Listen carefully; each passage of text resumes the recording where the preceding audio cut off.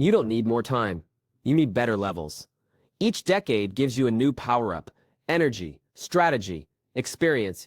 Use the wrong one at the wrong time and money slips through your fingers. Use the right one and everything compounds. Today we'll map the exact playbook for your 20s, your 30s, and your 40s, and then the level almost nobody talks about, legacy. You'll leave with one decision you can make today, one build you can complete this quarter, and one move that pays you for the next decade. If this fits your journey, subscribe. You're on the passive path, ready to change levels, not just jobs. You are not behind. You might just be playing the wrong level for your age. In your 20s, the goal is simple. Trade time for money, then trade money for skills. Pick one meta skill, build a portfolio, climb the price ladder. In your 30s, you shift. You stop working inside the machine. You start building the machine. Audit, transfer, fill, hire in sequence. One business model, repeated for years. In your 40s, you earn with judgment. You invest in what you know. You mentor, you codify what worked. You move from execution to strategy.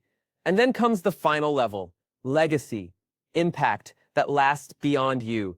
Vehicles that help others climb, ladders that others can use to rise faster. Now let's turn those ideas into a map you can follow today. In your 20s, the foundation matters most. Choose one meta skill and go deep.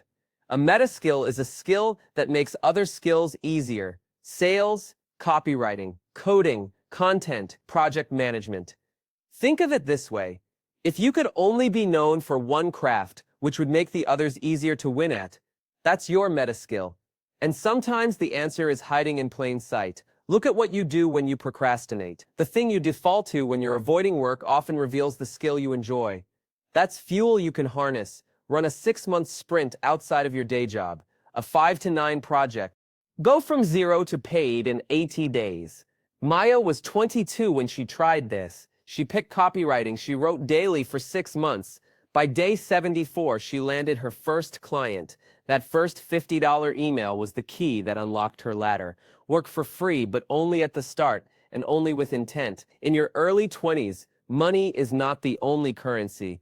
Proof of work is experiences. Offer free work for the right kind of clients. Not random, not endless, but a handful of projects that give you stories to tell and case studies to show. Send 20 targeted outreach messages a week. Be specific. Offer 3 clear ways you could create value. Ask for one small task. Deliver it fully. Do this 5 times and you'll have a portfolio that speaks louder than any degree.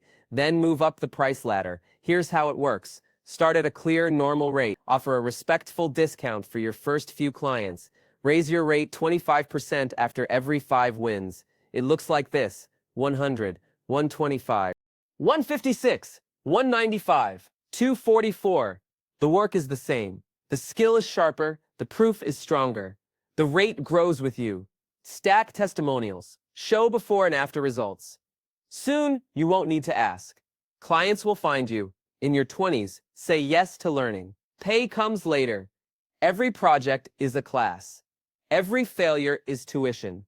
Winners fail more often because they take more shots. You're not behind. You're learning faster. Money in your 20s is not for status. It's for leverage. Save 20%. Invest automatically in a broad index, but recycle the rest into your skill. Cap your lifestyle. No upgrades until you've climbed 2 rungs on your price ladder. Set a rhythm. 3 days of creating. 2 days of outreach. Every week. Once you can sell hours, the next level opens. And the next level is this: stop selling them. In your 30s, the game shifts. You stop being the machine. You start building one. Think of your time as inventory. Some of it produces money. Some of it produces energy. Some of it produces nothing. The first step is an audit. Tag your calendar for 1 week. Red for tasks that earn. Blue for tasks that drain. Green for tasks that grow your skill. You'll notice something right away. The red tasks are few but powerful. The blue tasks eat hours but pay nothing. The green tasks are rare but compound forever. The second step is transfer. Take the low-value tasks and hand them off. Start small. Outsource chores. Hire a virtual assistant to manage your inbox and calendar. Record short videos of how you handle repetitive tasks.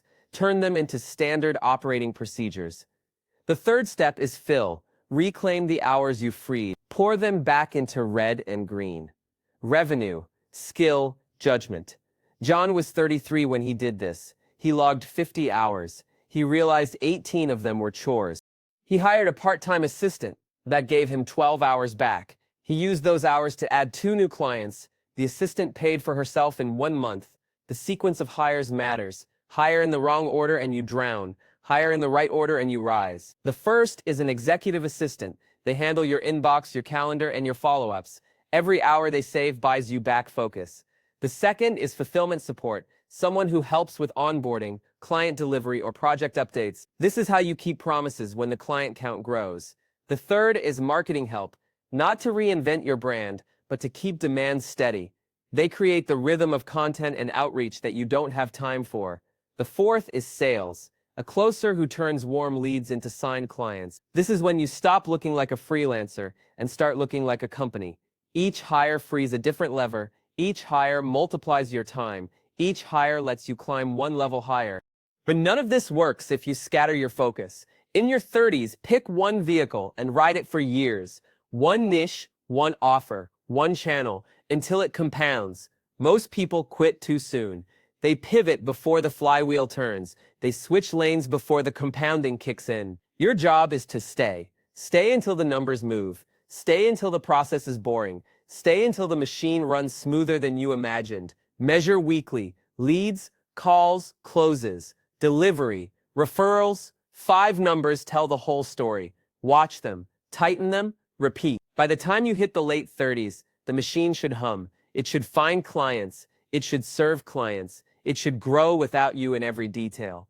When your business can find, close, and deliver without your constant touch, you unlock the next level. And the next level is judgment. In your 40s, the game changes again. The lever is no longer time. The lever is judgment. You've built skills in your 20s. You've built systems in your 30s. Now the return comes from where you place bets. Think of your money as soldiers. You can send them to fight battles you know well. You can send some to explore nearby territory, and you can risk a few on distant horizons. That's the 70-20-10 model. 70% goes into what you know best.